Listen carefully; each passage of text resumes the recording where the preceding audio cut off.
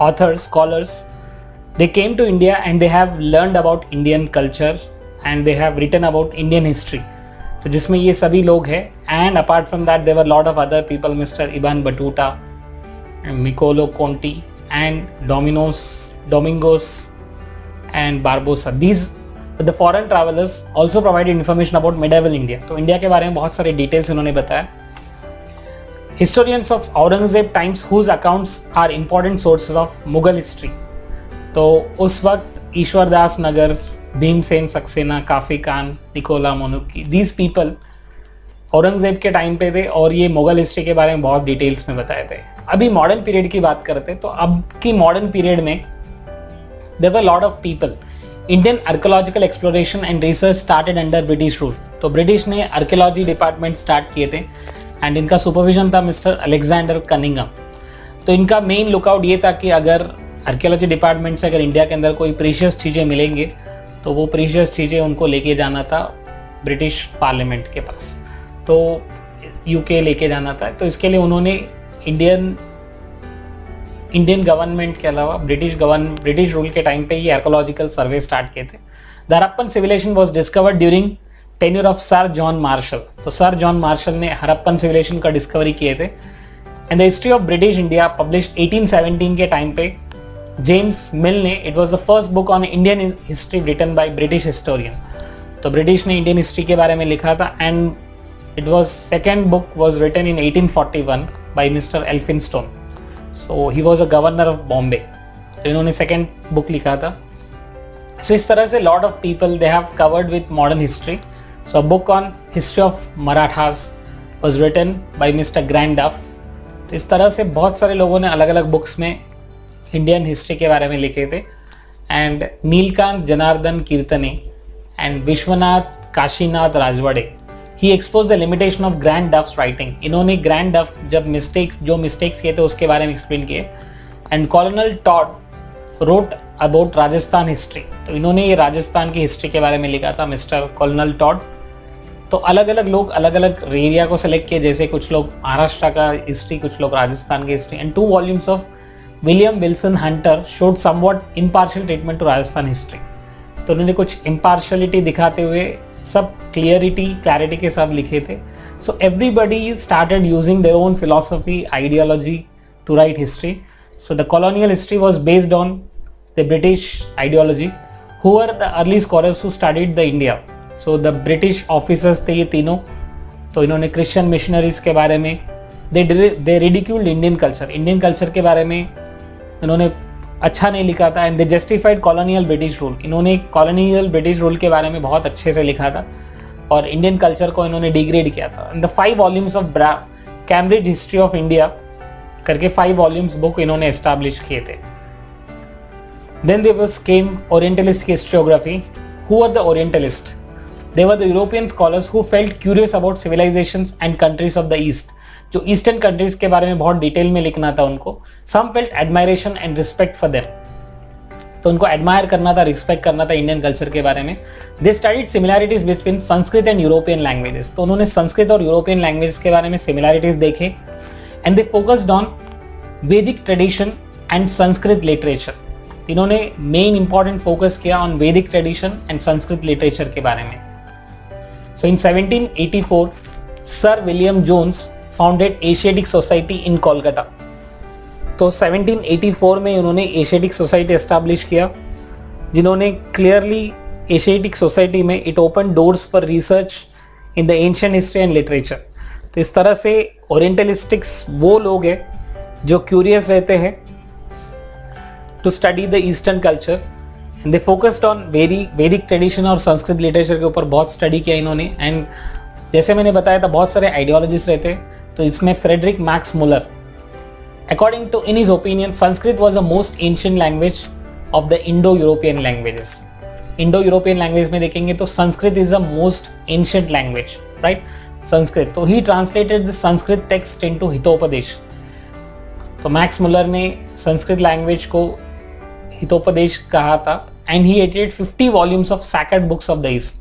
इन्होंने 50 वॉल्यूम्स संस्कृत के उसको इंग्लिश लैंग्वेज में और अदर यूरोपियन लैंग्वेज में कन्वर्ट किया. He compiled Rigveda which was published in 6 volumes he translated Rigveda in German.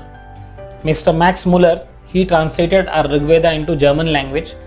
And Edward Said, the scholar who reevaluated the Orientalist history, has thrown light on the imperialistic interest of the Orientalistic scholars. तो Edward said जो है ही रिवैल्यूएट किया था जो ओरिएंटलिस्टिक्स लिखे थे, जो European nationals है, और इंडिया के कल्चर को एज इट इज नहीं लिखे थे. And then came national historiography. So ये इंडियन हिस्टोरियंस से लिखा हुआ था who are trained by British education system, जो ब्रिटिश एजुकेशन सिस्टम में ट्रेन होके आए थे. And they wanted to restore the pride and the India's ancient glory.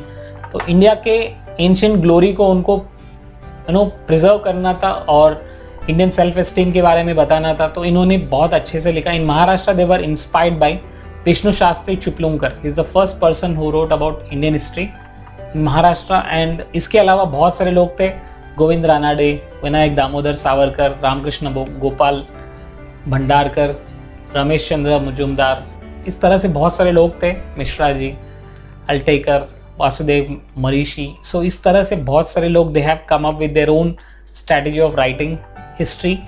So these people were very known people, Ranade, Savarkar and Bhandarkar. Apart from that, Majumdar, these people, they were the great people who contributed their lot about history, Indian history. So Justice Mahadev Govind Ranade, in his book called Rise of Maratha Power, तो उन्होंने Rise of Maratha Power में इन्होंने पूरे सारे details को compile किया. He said that it was not like suddenly erupted forest fire, but the ground for it was laid at the social and cultural and religious levels over the prolonged period. तो बहुत सारे prolonged period तक social और cultural reforms लेके आए थे India में. इसके वजह से मराठा एम्पायर इतना बड़ा हो गया करके इन्होंने क्लियरली लिखा था. And mister Rajwade, he is a well known for his Marathi writings. इन्होंने मराठी में लिखे थे. And is the founder of Bharat इतिहास संशोधक मंडल इन पुणे. इट डेवलप्ड इन 7 जुलाई 1910. और इन्होंने 22 वॉल्यूम्स लिखा था, मराठांच्या इतिहासांची साधने करके. He wrote 22 volumes of books. तो हिज मिस्टर राजवाड़े. तो इनके हिस्ट्री का स्टडी करना इंटरेस्ट बहुत ज़्यादा था. तो 22 वॉल्यूम्स बुक लिखना, it's not a small thing. And then Vinayak Savarkar had come with the writing of Indian history. So these were against British. तो इंडियन वॉर ऑफ इंडिपेंडेंस 1857 के बारे में विनायक दामोदर सावरकर ने बहुत डिटेल्स में लिखे थे. And nationalistic historiography provided the momentum of the writing of regional histories. तो रीजनल हिस्ट्रीज लिखना स्टार्ट हुआ था उस वक्त 1857 से. And the focus now moved from the writing of dynastic histories to those of cultural, social and economic histories. तो अभी तक डायनास्टिक हिस्ट्री लिखते थे, बट अभी from slowly it has changed into writing cultural, social and economic histories. Scholars को लगा कि अभी हमें सिर्फ डायनास्टीज के बारे में नहीं लिखना है, हमें पॉलिटिकल आइडियोलॉजीज के बारे में, इकोनॉमिक सिस्टम के बारे में, सोशल ट्रांसफॉर्मेशन के बारे में लिखना है करके इन्होंने स्टार्ट किया after independence. And post independence there were 3 ideologies. The first was Marxist history, जहां पर लोगों का इंपॉर्टेंस देना था. Second is subaltern history and third is feminist history. तो मार्क्सिस्ट हिस्ट्री किसके ऊपर फोकस करता था? It was concern about the means of production, modes of production, industrial. इसको आप याद रख सकते हो, MMI. M means means of production, modes of production and industrial relations. तो इस तरह से मार्क्सिस्ट हिस्ट्री चल रहा था. And they study transitions with in the caste system. और मार्क्सिस्ट हिस्ट्री जो है कार्ल मार्क्स के आइडियोलॉजी से चलता था. और इसके चलने वाले मिस्टर कोसंबी थे, Damodar Kosambi and mister Amrit Dange and Sharad Patil and mister Ramsharan Sharma. तो ये लोग मार्क्सिस्ट हिस्ट्री से ज़्यादा इंस्पायर्ड थे. And then subaltern history. These were the subaltern means the bottom most ranks. तो इनको जो सोसाइटी के बॉटम मोस्ट रैंक्स होते उनके बारे में लिखना इंपॉर्टेंस था. And the role of Italian history, mister Antonio Gramsci, is important in developing the idea of history should be written starting from the bottom most ranks. तो इन्होंने bottom most rank से start किया था. Folklore has been considered as a very important source of writing. तो उस वक्त के stories, folklores वगैरह रहते थे, ballad songs. And Ranjit Guha is an Indian history historian played an important role in establishing subaltern history. So similarly, Mahatma Jyotirao Phule and Mr. Dada Saheb Baba Saheb Ambedkar. So these people but the people behind subaltern history. And Mahatma Phule, in his book called Gulamgiri, he unfolded the history of Shudrati Shudra. Shudrati Shudra means the bottommost rank. तो उनके बारे में उन्होंने detail में लिखा था Mahatma Phule. And he drew attention of exploration of women, Shudras and Ati Shudras. तो गुलामगिरी book में उन्होंने क्लियरली लिखा था. एंड द टर्म शूद्रा एंड अति शूद्रा indicates the bottommost ranks. And Dr. Babasaheb Ambedkar wrote 2 books that focused on the role of Dalit caste, who were Shudras. So in this book was written by Mr. Babasaheb Ambedkar. Even the book called The Untouchables, ये भी book Babasaheb Ambedkar ने लिखा था. And it was necessary to study and compile historical writings of women since they were neglected.